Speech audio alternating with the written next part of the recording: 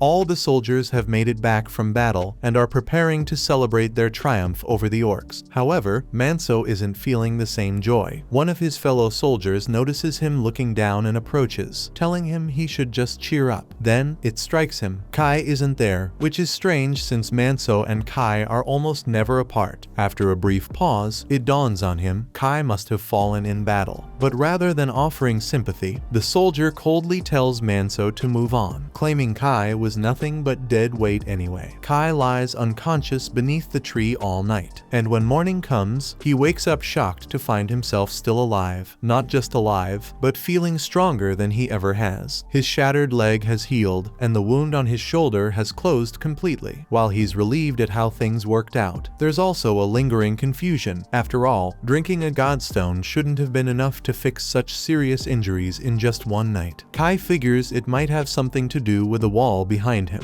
so he turns to check and sees that it's actually a stone covered in strange inscriptions. He tries to read them, but there's too much vines blocking the view, so he decides to use his fire magic to burn it away. The problem is, his magic is way more powerful than it used to be, and the sudden burst sends Kai flying across the valley. As he gets back on his feet, he catches a glimpse of his reflection in the water and is stunned to see a divine crest now etched onto his face. He recognizes it instantly only as the mark of a guardian bearer. But within moments, the markings vanish, leading him to believe he must have imagined it. He heads back over to the stone, hoping to finally get a clear look at the inscriptions, but the writing is in a language he can't decipher, so he decides to give up and start making his way back to the village. He spots a cliff face that seems scalable, so he begins grasping the rocks to make his escape. But suddenly, his divine crest reappears, and he unintentionally shatters the rock he was clinging to. He tumbles back into the valley, initially assuming the rock was frail. Yet, when he seizes another rock, he finds he can effortlessly crush this one too. He figures the Godstone must have given him a massive power boost, and Kai couldn't be happier about it. But just as he's celebrating, a voice calls out, telling him to leave, and he's not about to stick around to see who or what it was. He immediately starts climbing the cliff at full speed. When he reaches the top, he's stunned by how effortlessly he made it up. And now he's even more thrilled about his newfound strength than he was a moment ago. Still, he questions whether this is truly the power of divine protection. The divine crest, known as the mark of a guardian bearer, is said to be a gift from the land gods. Yet Kai has no memory of receiving any power from a god. Maybe it happened while he was unconscious, but until he learns the full story, it's probably best to keep this hidden from the other villagers for the time being. In the village, Manso has just completed preparing a grave for Kai. But at that moment, Kai shows up as if nothing happened. Manso is overjoyed to see Kai again, and life largely returns to normal afterward, with Kai resuming his regular tasks. This time, however, he excels remarkably at his work. He was only supposed to plow a small portion of the field, but in no time, he had plowed the whole area without even breaking a sweat. For a moment, Kai panics, fearing his divine crest might be visible, but after checking his reflection in the water, he confirms his secret remains secure. The crest likely only manifests when he exerts maximum effort, so as long as he avoids overworking, he should be fine. The others notice he seems much stronger than before and ask if something happened. Kai struggles to come up with an excuse, so he simply confesses that he consumed the Godstone from the orc he defeated. Hearing this, the group is stunned. Ordinary soldiers like them rarely get the chance to drink an entire Godstone. However, since Kai was badly wounded and near death, he really had no other option. Actually, during his journey back to the village, he ended up consuming the Godstones of nearly 10 orcs he encountered on the battlefield. This explanation makes perfect sense, so the others finally grasp why Kai has become so powerful. Manso even praises him, congratulating him on managing to return alive. Meanwhile, one of the village women, Elsa, keeps watching Kai for an unusually long time, prompting her friends to start teasing her about it. Around the same time, back in the village, Princess Jose heads to the storage house to speak with the person in charge. He informs her that all the grave offerings have been fully prepared, so she's free to begin the grave cleaning whenever she's ready. Early the next morning, Kai is already out training with his fire magic, and there's no doubt it's become more powerful than before. But as he's in the middle of practicing, Jose approaches and demands an explanation, saying he looks awfully suspicious. Kai has no choice but to obey the princess's direct order, so he explains everything about his fire ability to her. Surprisingly, Jose doesn't appear too shocked, as she's already familiar with similar powers. Typically, those with abilities come from elite families or are trained monks, making Kai somewhat unusual, especially since he shows no signs of exhaustion, despite having likely expended a great deal of spiritual energy. Jose remembers a rumor that Kai gained immense strength after consuming several Godstones, suggesting he possesses a greater reserve of spiritual energy than most. Jose requests that Kai train with her, and he has no grounds to decline. A short while later, the two are sparring with training spears. Though Kai is far stronger than he used to be, Jose, as a guardian bearer, isn't someone he can easily overwhelm without exerting some effort. However, he doesn't want to unintentionally expose his divine crest if he pushes too hard, so he must be careful. After the duel ends, Kai makes his way to the well to fetch some water, genuinely surprised that he was able to complete the training so effortlessly, especially since he had been holding back to avoid exposing his divine crest. This implies that his true power is so overwhelming that even a guardian bearer like Jose wouldn't stand a chance if he were to unleash his full strength. Right at that moment, Jose asks him to bring her some water too, so Kai quickly hurries back to her. As she's washing her face, he takes the chance to ask whether all guardian bearers possess the same level of strength. Jose explains that she's actually among the weaker ones, since both her father and brother are far stronger than she is. A guardian bearer's strength depends on the blessing they receive from their land god, but they also need to train independently if they want to grow stronger. When it comes to training, Jose falls far behind. Strictly speaking, she isn't obligated to train since women in this village aren't expected to fight, but as a guardian bearer, she has a responsibility to defend the village in battle, meaning she must grow stronger too. And the role of being a guardian bearer isn't just about victory in the battlefield. It goes beyond that. Kai is puzzled, but just as he's about to ask her to clarify, the morning bell rings for wake up. Since Jose isn't actually allowed to be out here, she needs to hurry back to the castle before anyone spots her. As she prepares to leave, Kai quickly stops her with one last question. What exactly did she mean when she said guardian bearers have a purpose beyond just winning battles? She has developed an affection for Kai and wishes to clarify things for him, but the rules forbid it. Instead, she invites him to join her on her monthly grave cleaning duty. Her land god is enshrined in Eda village, so she'll arrange for Kai to accompany her, and once they're there, she'll be able to reveal everything. Kai agrees to join, and a few days later, Jose sets out for the village along with Kai and a handful of soldiers. They've been tasked with protecting Jose in case anything goes wrong, since the area falls within ape territory. However, the soldiers find it a bit strange that they were suddenly picked to escort Jose, especially when it's usually another squad that handles this kind of mission. A soldier from Kai's squad mentions hearing a rumor that Jose specifically asked for Kai to join her, which is why their whole unit got pulled into this assignment. He turns to Kai and asks if it's true. Kai starts to answer, but before he can finish, Manso cuts him off, telling the others to back off because there's absolutely no way the princess would even recognize him. The others find it difficult to accept that Kai is friends with the princess, yet they remain envious of him nonetheless. Eventually, they reach the village, and to Kai's astonishment, it's nothing more than a heap of ruins. Years ago, monsters overran the village, forcing the villagers to abandon it. Yet the gravestone remains standing, and as followers of the land god, they're still bound by duty to tend to it. Even though this village's land god has grown so weak that nothing grows in the soil anymore. At that moment, Jose walks over and says she wants to explore the village a bit, so she'll need someone to escort her. The man instantly volunteers to escort Jose, but she says she'd prefer for Kai to go with her instead. So Kai and Jose begin walking through the village, and when they arrive at a small flower garden, Jose drops to her knees and begins to pray. Kai is curious and wants to ask what she's doing, but she insists on complete silence and tells him not to speak. Red aura suddenly begins to pour out of Jose's body onto the flowers, and when she is done, she explains that she was simply praying for the land god's grace to gather here. This is a job that only guardian bearers bound to a land god can do, but since this village was abandoned, her land god's spirit has grown very weak, which is part of the reason why she isn't as strong as her brother or her father. While Lag village thrives in producing abundant crops due to her father's strength, Jose struggles to sustain even this small flower garden with her abilities. Because of this, Jose's father has never slackened in his training, knowing that if he allowed himself to weaken, it could spell the end for Lag village entirely. While land gods do grant power to the guardian bearers, that power is dependent on how strong the individual is, which is why all the guardian bearers have to train and drink a ton of godstones. Kai and Jose eventually rejoin the rest of the group, and it's time to clean the gravestone, so they all venture into the ruins while a few soldiers remain behind to keep watch. As Kai and Jose work on cleaning the gravestone, he examines it closely and recognizes it as identical to the stone he encountered in the valley. And when he touches the inscription on this one, all the words are automatically translated in his head. The inscription mentions the name of the land god that this gravestone belongs to, so Kai goes around to the other side to read more. But for some reason, he can't read this part of the text. He's able to recognize certain words like pact and temple, but they don't come together as a full sentence, so he can't figure out what it's supposed to mean. Jose Jose sees Kai mumbling to himself and asks if something's wrong. Kai's just about to respond, but then he gets distracted by Jose's chest and quickly looks away, choosing to stay silent. Just then, soldiers burst in and alert everyone that a group of apes is approaching. Everyone hurries outside and starts concealing the grave. However, before they can escape, the apes arrive. The captain quickly commands Kai and Manso to take Jose safely to the village, while the others stay behind to hold them off.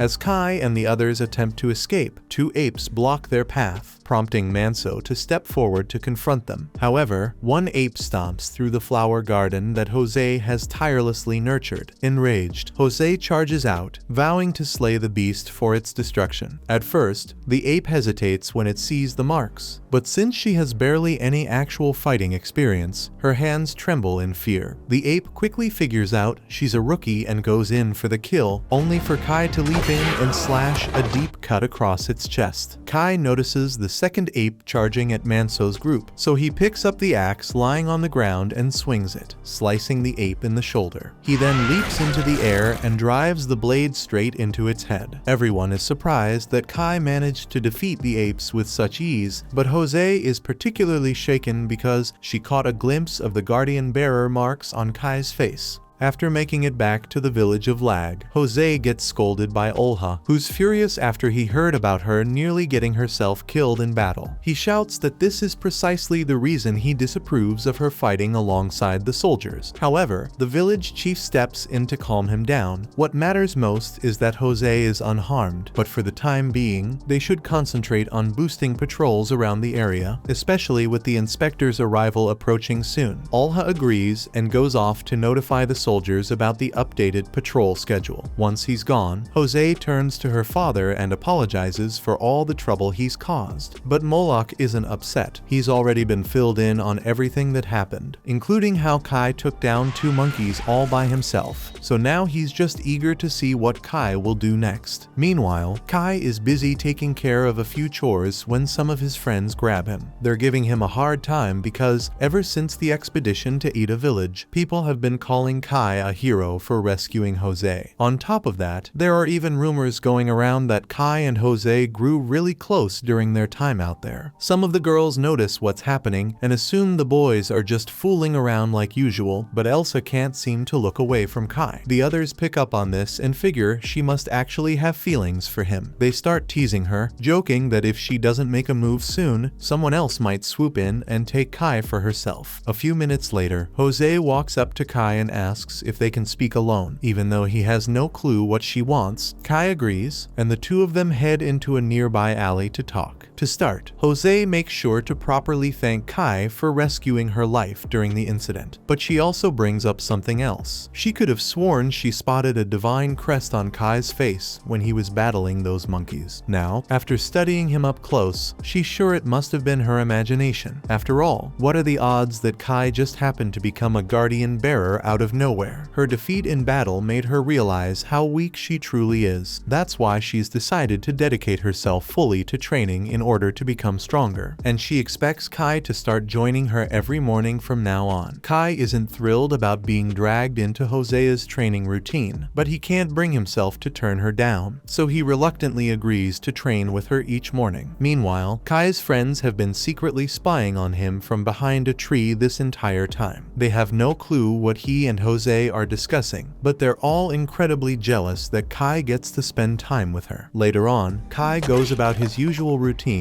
and begins splitting firewood when Elsa unexpectedly approaches, carrying a bowl of water. Kai glances up and asks if she brought it for him. Elsa nods, explaining she figured he might need a drink after working so hard under the sun. Kai thanks her for looking out for him. At that moment, one of Elsa's friends approaches and urges her to hurry, as they still have tasks to complete. Kai assumes she was simply being kind, but Manso sees through Elsa's intentions and remarks to Kai that he's a unfortunate guy. Right then, Kai catches the sound of an unusual bird call in the distance, and it reminds him of the one from the valley, though he can't figure out why it's happening here. That same night, Kai attempts to fall asleep, but the persistent bird cry keeps reaching his ears. Eventually, he gives up, climbs out of bed, and makes up his mind to track it down. A massive wall surrounds the village, but with Kai's current strength, he effortlessly leaps over it in a single bound. He then sprints all the way back to the valley where everything began. When he arrives at the tree, he notices the stone once again. Now that he understands it's the gravestone of a god, he attempts to read it, but for some reason, he still can't. Even so, he expresses his gratitude to the god for saving him and spends the rest of the night carefully cleaning the stone. Before he leaves, he places a small offering in front of it, but on the way back, he starts to feel a bit hungry, so he drinks from the river and grabs some fruit from a nearby tree. He's surprised by how much food the forest provides, which makes him wish he could actually live out here, and then he had an idea. He could just build a house for himself right in this place. However, building a house means he'll need wood, so he scales a nearby cliff until he spots a tall, sturdy tree perfect for cutting down. But now that he's standing right in front of it, he realizes he has no idea how to actually chop it down. He does have his dagger, but that's far too small to handle a tree this thick. Thinking quickly, Kai decides to use his fire magic, increasing its intensity until it shapes into a blazing blade around his hand. Unfortunately, since the tree is made of wood, his fiery slash accidentally ignites the surrounding forest. Thankfully, he manages to extinguish the flames before they spread too far, but he still needs to figure out how to fell this tree. If he could summon fire from nothing, surely he could come up with a way to chop through wood. Just then, a memory from his past life surges through his mind, and suddenly, Kai recalls everything about molecular structures. He realizes that to cut down the tree, all he needs to do is disrupt the bonds between its molecules. Pressing his palm against the tree, he focuses, channeling his spiritual energy in a new way, shaping it into a force that could slice straight through the tree's very trunk. Yet, before he can perfect the technique, he hears a sound nearby, coming from the valley's direction. Curious, he chooses to investigate. Taking a closer look at the tree, we notice that Kai indeed succeeded in cutting part of the tree's molecules. Upon reaching the valley, Kai spots what appears to be a group of kids using some kind of climbing gear, preparing to descend into the valley. Uncertain of their motives, but knowing it's his responsibility to guard the valley, Kai leaps into action, fully ready to knock some sense into a few of them. To his shock, as he gets a better look, he realizes these aren't children at all. They're short people. Their leader moves forward and introduces himself as Porek, who is the chief of the Kora people. Kai has no knowledge of the Koras before this moment, and he finds it odd that their leader speaks the human language with such fluency. Porek goes on to explain that he and his people often trade goods with human merchants, and it seems humans hold their goods in high standard. Porek wishes to apologize for arriving here without asking for permission first. He clarifies that they've come to honor an ancient pact made with the great valley god who dwells in this place. Based on what they understand, the valley god takes the form of a human. Because of this, they are convinced that Kai must be the valley god. Porek goes on to explain that the Koras have quietly lived in these woods for generations while worshipping the land gods, but a few days ago, the pigs attacked them in an attempt to take their land god. The Koras are really weak, so they stood no chance of winning and were forced to flee their home. Porek speaks to Kai, calling him an ancient arbitration god, and pleads for his assistance in taking back their homeland. Kai struggles to make sense of everything, but before anything else, he needs to understand what an arbitration god even is. Porek elaborates that, according to the legends, an arbitration god is a being granted the power of all creation to safeguard the forest's creatures. Yet Kai remains skeptical, finding it difficult to accept that the legend could possibly be referring to him. Just then, one of the dwarfs speaks up and says he doesn't believe Kai is an arbitration god because the legends say an arbitration god should be a fierce warrior who punishes those who disturb the peace of their land, and Kai doesn't look fierce in the slightest. unnoticed. However, Porek says he is absolutely certain that Kai is the arbitration god because he can see it clear as day. Years ago, Porek once incurred the wrath of the valley god by entering this valley without permission, and as punishment, the valley god took both of his eyes. However, in return, Porek was granted the power to perceive the spiritual energy surrounding him, and when he observes Kai, he can clearly see the essence of the valley god coursing within him. He insists is undeniable proof that Kai has been blessed by the valley god's protection. Not only that, they've already presented a sacrifice, so now Kai has no choice but to help them. Kai gets confused by the mention of a sacrifice, so Porek explains that earlier today he sacrificed his granddaughter Arua to the valley. Kai panics and asks them to show him where they left Arua, so they lead him to the rope that Arua used to descend into the valley, but that rope snapped a while ago, so she probably fell to her doom. Kai leaps down into the valley and discovers Arua's body lying at the bottom. Miraculously, she's still alive, but the severe blood loss means time is running out. Remembering how his own wounds mysteriously healed when he first arrived here, Kai attempts to replicate the process using magic. He focuses on picturing her injuries healing themselves. As he concentrates, he can somehow perceive the very fabric of Arua's tissues, allowing him to target each damaged cell. Channeling his magic, he works to restore her wounded flesh. With this newfound understanding, Kai successfully closes Arua's wounds. Kai is genuinely surprised that actually worked. However, it seems Arua will need some time to recover before she can stand again. Meanwhile, Kai notices a disturbance at the valley's edge and realizes the orcs have launched an attack. The Korers are nearly helpless against the enormous orcs, leaving them with little they can do. But suddenly, Kai appears, saving them by driving his blade through one of the orcs' chests. While he was away, several Korers had already been slain, and the one responsible is the orc leader. The orc leader shows its divine crest, trying to frighten Kai, yet its cleaver remains drenched in the blood of the slaughter Korers. Because of this, Kai refuses to back down, not until he has his vengeance, and he isn't the only one filled with rage, as he hears a voice begins in his head, urging him to slaughter the orc and fill its heart with terror before its end. Kai understands the voice belongs to the valley god, and as the guardian bearer of the valley god, he stands ready to fulfill its command. However, before Kai can start the fight, Porek steps up and offers to join him. He might not be as strong as Kai, but as a guardian bearer himself, he's more than capable in battle. Kai is grateful for the backup. It'll make things much simpler. And to make sure the orcs understand exactly what they're facing, Kai turns toward them and activates his own divine crest. The smug looks on the orcs' faces vanish as the orcs realize that they're now up against two guardian bearers. Still, their leader orders them to attack anyways. The orcs rush forward, and Kai swiftly cuts down both of them. One tries to ambush Kai while he's distracted, but Porek dashes in and strikes it down to shield him. Kai nods in gratitude, though Porek admits he can only handle the weaker foes. With that, he tells Kai he'll have to face the orc guardian bearer alone. Kai grabs a cleaver and begins approaching the last orc. The orc, sensing its doom, attempts to plead for mercy. This one can speak the human tongue and tells Kai there's no need for conflict, as the orc only meant to target the Korers. It claims it had no intention of offending Kai. Under ordinary circumstances, Kai wouldn't be this furious. But the orcs didn't just slaughter numerous Korers. They committed this atrocity within Kai's own valley. Seeing the blue divine energy radiating from Kai's body, the orc begins pleading for his life. Yet Kai feels no pity for him. The orc launches a desperate attack in an attempt to survive, but Kai slices off its arm with his energy blade and drives the weapon through the orc's chest to extract its godstone. Watching this unfold, Porek becomes more convinced than ever that Kai truly is the arbitration god, the very same deity who once took his eyes, a god who has safeguarded the world since before the era of gods. For the first time, Kai has taken the life of a guardian bearer, and Porek reveals that consuming a guardian bearer's godstone allows one to acquire the abilities of the fallen guardian. Unlike an ordinary godstone, this one is far more powerful, meaning it should grant Kai a significant increase in strength. Kai splits the godstone into two pieces, yet before drinking his share, he offers part of it to Porek. Porek questions whether Kai is certain about giving him a portion, but Kai insists that Porek deserves it after aiding him in the battle against the orcs. After a moment, Porek accepts the gift and expresses his gratitude for Kai's kindness. After drinking the Godstone, Porek immediately drops to his knees, caught off guard by the intense potency of the Guardian Bearer's power, far stronger than he expected. At first, Kai appears unaffected, but moments later, he collapses to the ground in pain.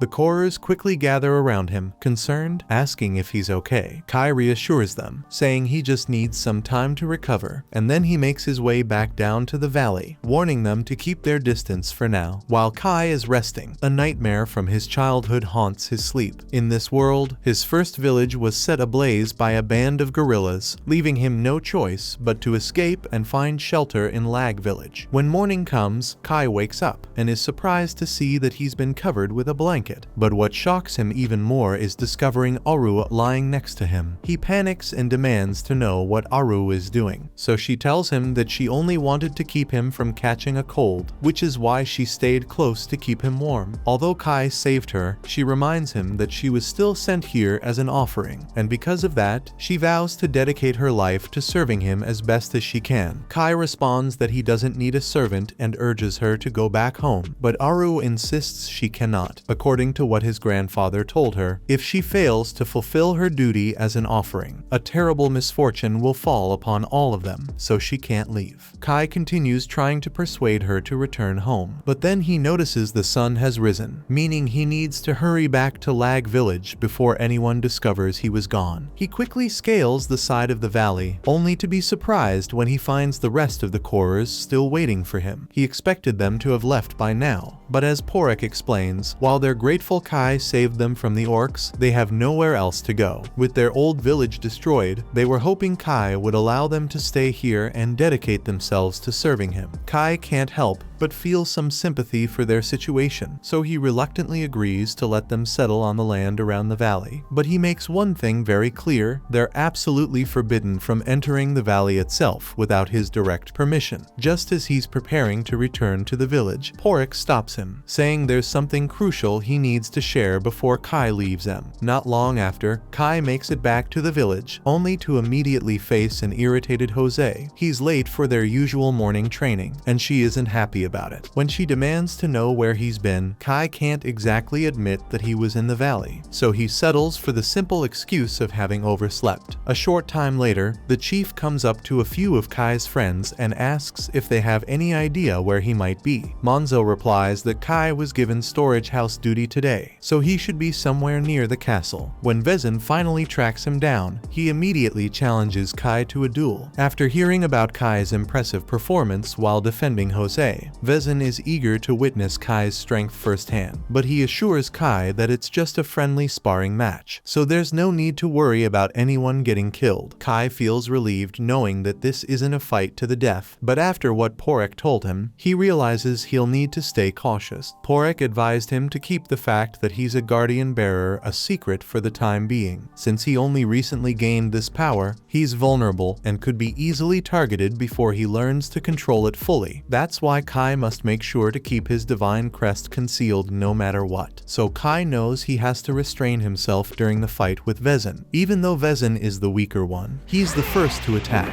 prompting Kai to leap aside and evade each incoming blow. However, as the battle heats up, Kai starts getting too fired up, causing his divine crest to appear. He quickly pulls himself together and manages to suppress it, making the crest disappear. But with the duel still underway, Kai pushes forward and lands a strike on Vezin with his spear. Unfortunately, Vezin's durability is so extreme that when Kai strikes him, the spear snaps in half, leaving Kai no choice but to fight empty-handed. To his credit, Kai refuses to back down, but this determination leads to him getting brutally kicked away. The impact knocks him out, leaving leaving him gasping and unable to continue. Luckily for Kai, Vezin seems content with how the fight played out and doesn't press further. He reaches out a hand to help Kai back to his feet, and having taken a liking to him, he declares that starting tomorrow, he will personally take charge of Kai's training. Kai isn't exactly thrilled about the idea, but he knows he can't turn down an offer from the chief. Jose is impressed that Kai managed to hold his own so well against her father, but Alha doesn't share the same sentiment, still viewing Kai as nothing more than an ordinary commoner. Meanwhile, Jose is already caught up thinking about her next training together. Once Vezin heads off, Monzo and the rest of Kai's friends come by to check on him, and after making sure he's alright, they burst into laughter since he ended up training with Vezin. With both Jose and Vezin constantly pulling him in every direction, Kai hasn't had the chance to leave the village for quite some time, but tonight, he finally gets the chance to slip away. Kai makes his way back to the valley, feeling excited to return, but then he notices a house and immediately gets upset, thinking the Korers moved in even after he warned them the area was off limits. But when he goes to investigate, he finds out it was only Eru. Although Kai had forbidden the Korers from entering the valley, Eru had never actually left. On top of that, she had been getting ready for Kai's return, and even brings out a plate of food she prepared just for him. Kai was on the verge of telling her to leave, but then he catches sight of the food she prepared, and suddenly, he no longer has any objections to Aru staying in the valley. Aru inquires if he enjoys the meal she made, and Kai responds by saying it's delicious. However, beyond just the taste, this is the biggest portion he's ever had the chance to enjoy. He almost finds himself wishing he could remain here indefinitely, since the servings he gets back in the village are typically very small. The next day, Kai is surprised because when he heads to the buffet to collect his daily meal, he's handed a fairly generous portion. The woman explains that she's giving him extra because he's been putting in a lot of effort recently. Kai appreciates the additional food, but his friends grow envious and question why he's the only one receiving special treatment. In response, she points out that they've been slacking all day, so if they want bigger portions, they'll need to start working harder for it. Meanwhile, across the buffet, Elsa is busy serving other villagers, but she's so distracted staring at Kai that she ends up piling way too much food onto this guy's plate. Now, she has to try and talk him into giving the extra portion back. In the coming days, Kai persists with his nightly ritual of slipping out of the village to monitor the valley. While there, he chooses to assist Aru in constructing a house. However, completing it in a single day is impossible, so he begins by chopping a tree using his energy blade. The next morning, he returns to the village and spends the day training with Jose. Then that night, he goes back to the valley to continue building. He gets used to coming and going without anyone noticing him, and he really enjoys life in both villages. One day, Kai and his companions are assigned the task of relocating a massive boulder to clear room for new fields. Despite their collective efforts, they're unable to move it even slightly. Noticing their struggle, Vezin steps forward to lend a hand. For now, everyone clears a path for him, and Vezin grabs the boulder, moving it with all his might, even for someone with Vezin's immense strength. A boulder of this size is no easy task. Yet, after a few moments of effort, he finally pries the massive rock free from the earth and even manages to raise it above his head. With the obstacle removed, the land is now clear for farming, and this new stretch of fertile soil means the village of Lag will thrive like never before. Seeing this, Vezin can't help but feel satisfied. Watching Vezin in that state inspires Kai to strive to become a great guardian bearer like him. So that night, while he's in the valley, Kai begins practicing with his powers and tries to make a flower bloom. But regardless of how much energy he channels into it, the flower refuses to react. Although Kai is physically strong now, there's still so much he has to learn before he can truly consider himself a rightful guardian bearer. The next morning, Kai returns to the village, and normally no one wakes up this early in the morning. But today, Kai runs into Elsa in the flower fields. He asks her why she's up so early, and she explains that she just wants to admire the flowers while they are in bloom. Kai never really noticed the flowers much before, but even he has to acknowledge how lovely they look. Elsa mentions that these blossoms remind her of the ones from their childhood village, the place where they both grew up. Kai seems puzzled by her comment, so Elsa continues, explaining how, even as their village burned, they still made an effort to save the flowers. It takes Kai a moment, but he soon recalls that Elsa was also from his original village. Elsa is upset that Kai failed to recognize her, given she was by his side when their village was destroyed. Kai comments that he was very young at the time, so many of his memories remain unclear. Kai might not have noticed Elsa, but she has certainly been observing him, and she finds it remarkable that he managed to gain Vezin's notice. Yet, Kai explains to her that he still has much to improve, as he considers himself weak compared to Vezin. He has a great deal to learn if he hopes to grow stronger, since that's the only path to his survival. Elsa recalls Kai saying those exact words on the day their village was engulfed in flames, but Kai's memory is still a little hazy, so she begins to recount what took place. As all the villagers were trying to flee, a gorilla suddenly ambushed them, and since none of them had any combat skills, they were basically helpless and on the verge of being massacred. But without hesitation, Kai